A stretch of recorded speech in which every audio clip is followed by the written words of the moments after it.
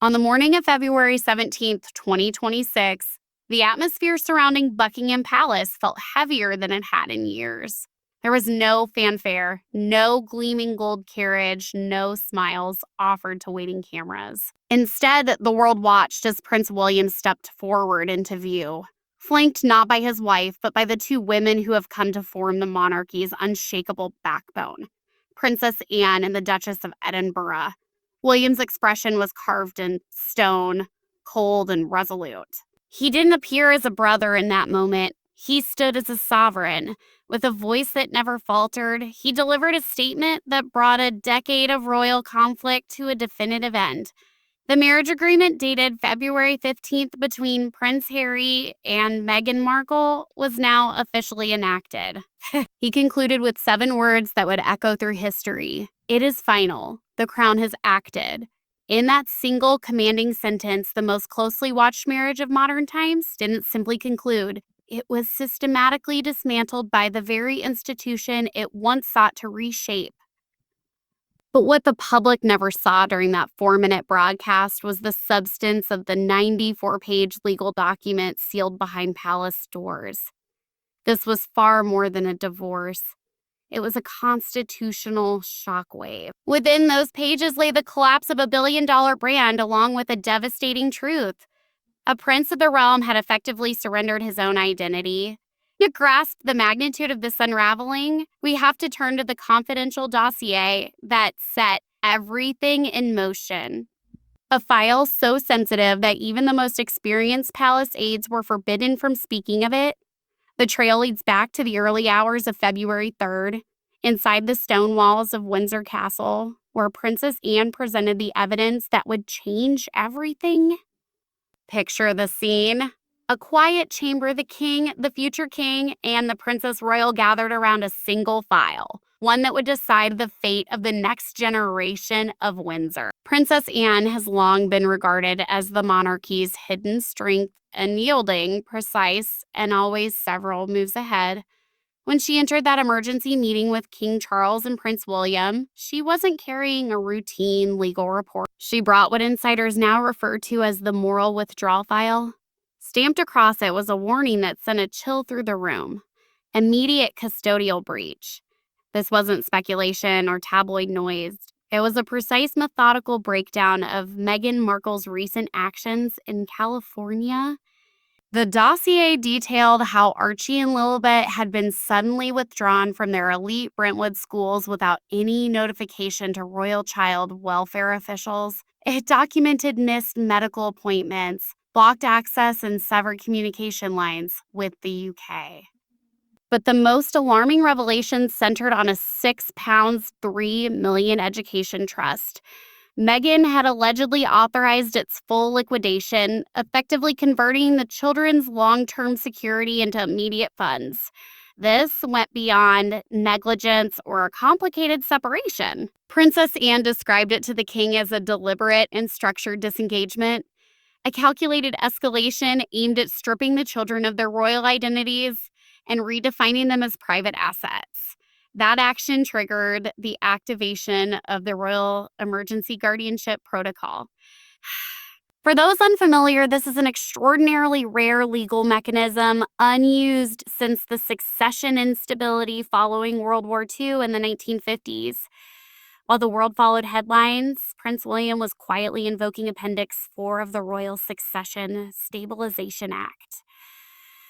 This centuries-old clause, rooted in the abdication crisis of Edward VIII, grants the crown full custodial authority over any royal minor facing what is defined as an existential threat or identity erasure. 2 children had been thrust into legal freefall.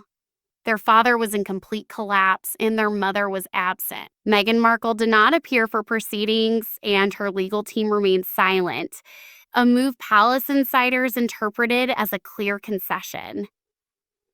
It wasn't just that she lost the argument. She lost the children to a legal system she could no longer outrun.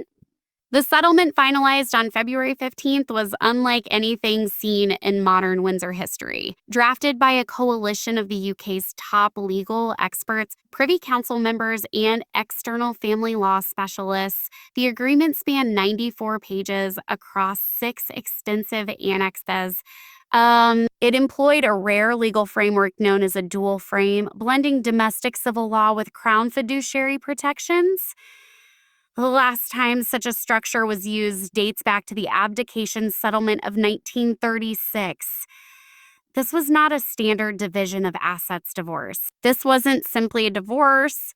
It was the complete dismantling of the Sussex experiment. The settlement itself stretched across 6 major areas: the division of shared assets in Montecito and Norfolk, custody arrangements and permanent legal guardianship of the children, financial obligations, and perhaps most critically, strict clauses governing public conduct and confidentiality. But hidden deep within those pages was a provision the palace never expected to become the focal point of global attention. Clause 14C, titled Media Exploitation and Identity Licensing, struck directly at the core of the Sussex commercial model. This clause explicitly prohibited either party from using the children's likeness, their names, voices, or even AI-generated representations in any monetized content, merchandise, or intellectual property. This wasn't just about shielding them from paparazzi, it was about preventing them from being transformed into marketable assets. Sources within California's legal circles revealed that Meghan had pushed hard to retain future brand integration rights, particularly for Lilibet. Her likeness, according to reports, had already been incorporated into early concept designs for a proposed children's book series titled Lily and the Lighthouse. Clause 14C shut that vision down entirely. It is a permanent, irreversible restriction enforceable through international copyright monitoring systems. In essence, the monarchy delivered a clear message. You may remain a public figure, but the heirs will not become commercial property. This raises an uncomfortable question. When does personal ambition begin to conflict with a child's well-being? The Crown's answer was written plainly, in legal terms. Yet the most explosive detail within the entire 94-page document wasn't about the children at all. It was about Harry. On the night the settlement became public, the phrase at page 14, Clause 70, began trending globally within hours. At first, it seemed obscure, but legal experts quickly identified it as one of the most consequential legal revelations in modern royal history. Back in 2018, just before the wedding that captured the world's attention, a sealed prenuptial agreement had been drafted under the guidance of the US-based firm Turner and Mayors LLP. Clause 7 was staggering in its reach. It granted Meghan Markle exclusive intellectual property rights over Prince Harry's likeness, his voice, his unpublished writings, and any narrative derived from their shared life beginning in 2016. In effect, Harry had relinquished control over his own story, past, present, and future, in exchange for the unity of marriage. He wasn't an equal partner in the Sussex brand. He had become a licensed entity within it. Every interview he gave, every deeply personal line written in Spare, every moment captured on camera during Netflix productions, all of it was filtered through a single controlling structure, Meghan's commercial framework. What the public perceived as a joint narrative, a unified, forward-facing couple, was in reality a carefully curated portrayal of Harry's life, managed and shaped through external control. He wasn't simply sharing his story. He was being edited, packaged, and distributed. Lady Louise Windsor, who helped compile the internal investigative report for the Privy Council, reportedly delivered a stark conclusion in her private testimony. No senior royal, not the king, nor even the late queen, had been informed of Clause 7 prior to the wedding. Had they known, it's widely believed that the union would never have received formal recognition. In essence, Harry had been reduced to a symbolic figure within his own narrative, and behind that structure, an even more troubling development was unfolding. Sources close to the investigation confirmed the existence of back-channel communications between Meghan's legal representatives and individuals connected to Prince Andrew. Yes, the Duke of York, already isolated within royal circle. This unlikely alignment centered on the strategic use of Clause 7 as a tool to restrict the Crown's ability to reclaim control over Harry's story. Andrew, reportedly seeking relevance, is said to have provided informal insight into the monarchy's legal vulnerabilities. In return, insiders described the possibility of a future image rehabilitation. The idea was simple but calculated.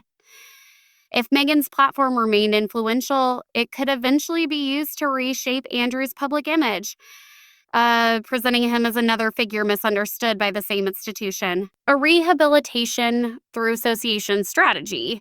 Once uncovered, the response from Prince William was described in a single word: premeditated. By February 16th, the financial reality can no longer be concealed. For months, the Sussexes had masked their declining position behind polished appearances and expanding brand ventures. But when official filings in Santa Barbara County confirmed that the Montecito property was approaching foreclosure, the illusion collapsed. At the center of the crisis was a $9.4 million bridge loan secured in mid-2025. The loan itself had been arranged through a Delaware-registered entity linked to a now-defunct Dubai media syndicate. Its terms were unforgiving: an interest rate of 14.25%, a maturity window of just 9 months, and absolutely no leniency for missed payments. They failed to meet the January 31st deadline. Behind the scenes, Meghan had quietly sought refinancing through a Manhattan-based lender known for handling distressed celebrity portfolios. But during due diligence, underwriters examined the Archewell Foundation's audited financials, and what they found raised serious concerns. There were notable discrepancies in how expenses had been categorized. Millions labeled as a charitable awareness appeared instead to have been directed toward high-end public relations, retainers, and private security arrangements. The financial strain extended far beyond the property. Archie and Lilibet had been discreetly withdrawn from their elite Brentwood school and moved into a more affordable program, a shift that had already been documented in the moral withdrawal file with precise detail. At the same time, their media prospects were fading. A leaked email from a former Netflix showrunner confirmed that a planned follow-up documentary focused on Meghan's personal healing practices had been permanently scrapped.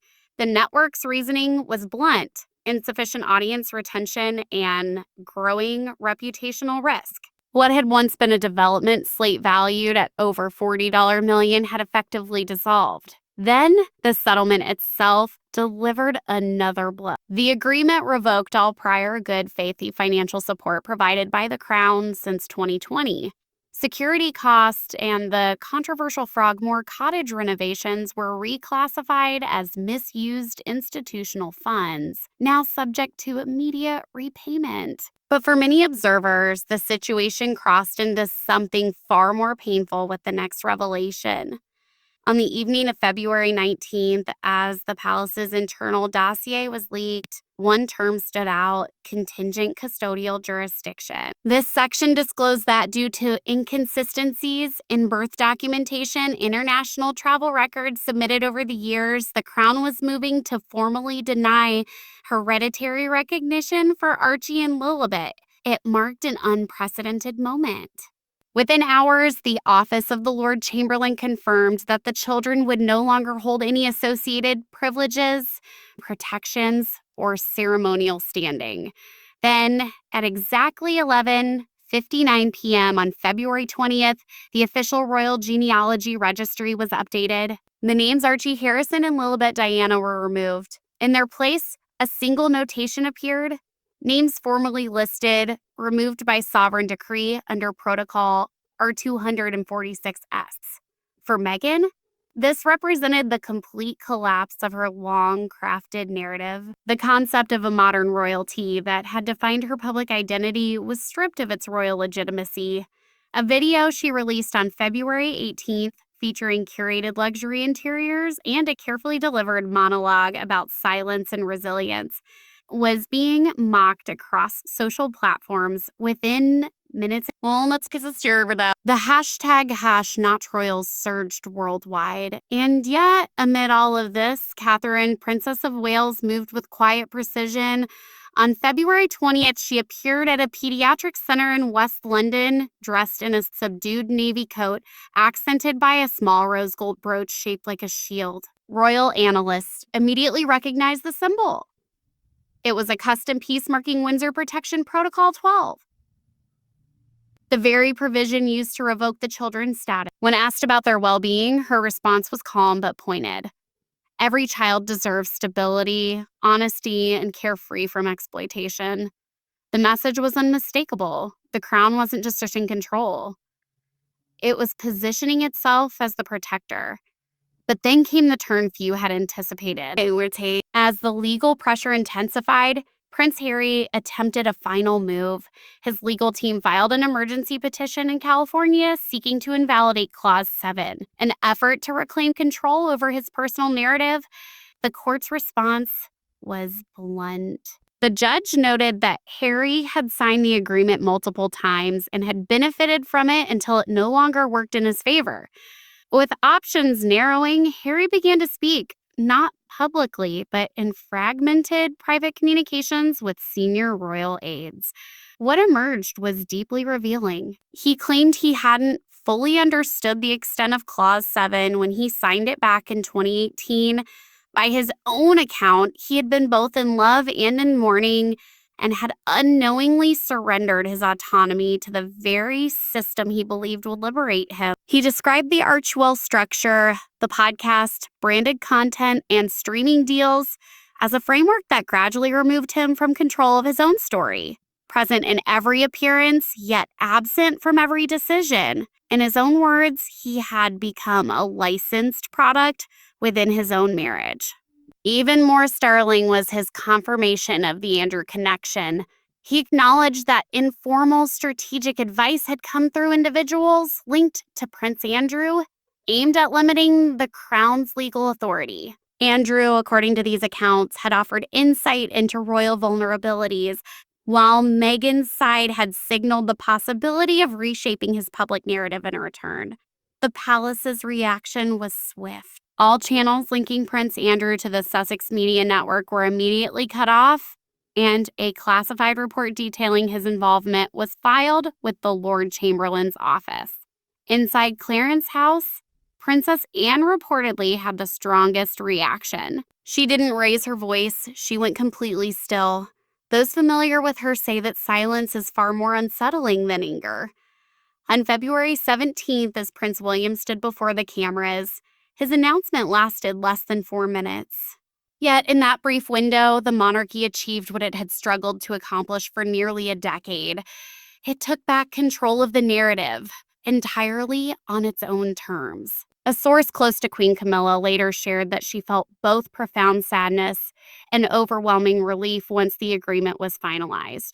For Prince Harry, the signing on February 15th was described as one of the most emotionally devastating moments in modern royal memory. Witnesses said he appeared numb, hollow yet compliant. When asked to initial the section confirming he would no longer serve as the primary decision-maker for his children's education and healthcare, he reportedly whispered 4 words, "If this spares them, I'll vanish myself."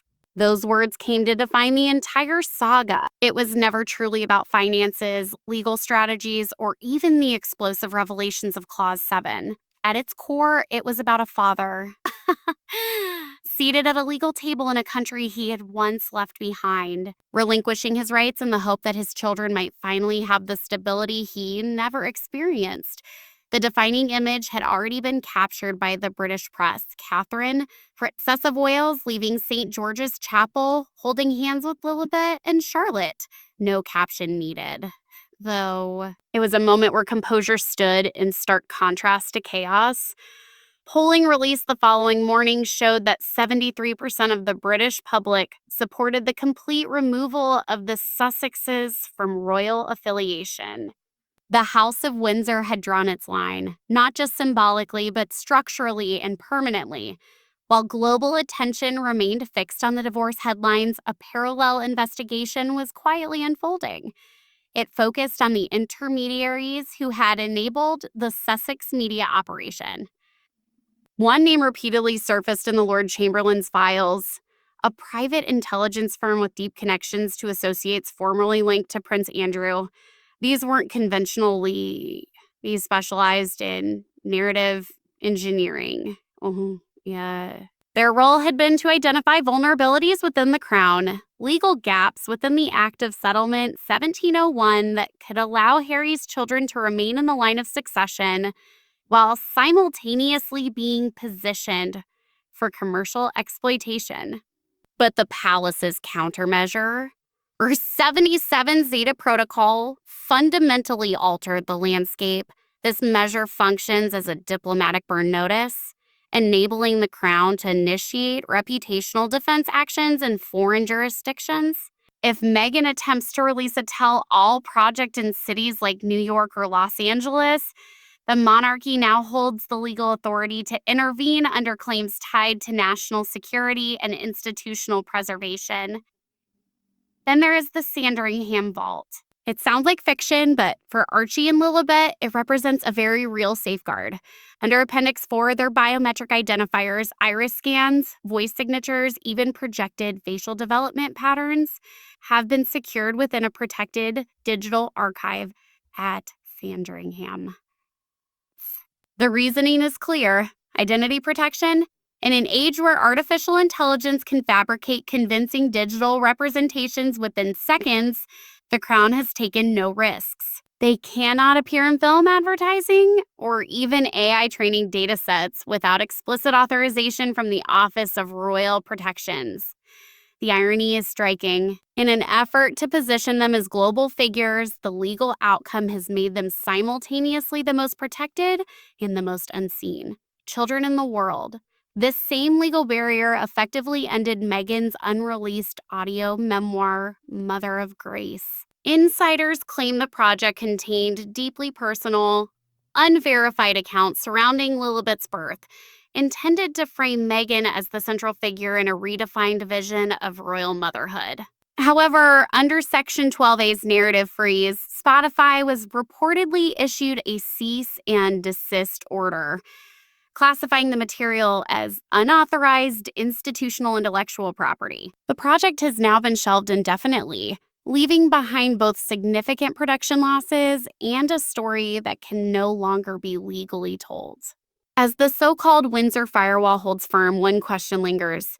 Was Harry's forward sacrifice the only way to prevent his children from becoming commodified digital identities? One conclusion, however, is unmistakable. The House of Windsor is no longer reacting. It is asserting control. The Windsor firewall held. That is the line royal historians will likely use to define February 2026. Not that Meghan lost, not that Harry yielded, but that an institution more than 1,000 years old confronted one of the most advanced personal branding operations ever constructed and firmly declared, "Not here." Princess Anne, whose resolve shaped every critical turning point, offered a final private reflection. "We did not seek this conflict so she were deceived, but once it placed the children at risk, it became our duty to prevail. The monarchy has now brought to a close a chapter that pushed the very definition of duty to its breaking point." Meghan Markle, once celebrated as a symbol of renewal, now finds herself standing alone among the remains of what was once a powerful personal brand. Prince Harry exists in a far more complex space. Neither fully cast out nor entirely restored, he remains a man caught between two worlds, one who chose the stability of his children over the preservation of his own pride. Whether history will ultimately recognize that sacrifice remains the one question those 94 pages could never resolve. So what comes next?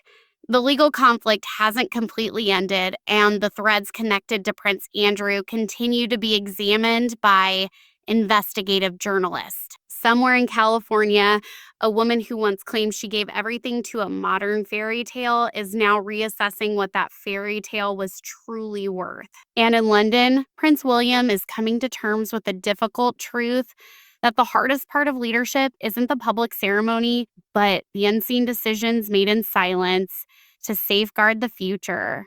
If you follow the story from the beginning, then you already know the next chapter is underway. Share your thoughts below. Was Harry's sacrifice enough? Or has the damage to the crown gone too far? And make sure to subscribe because in the next video, we'll be taking a deeper look into the moral withdrawal file. The world is watching, and at last, the truth is beginning to surface.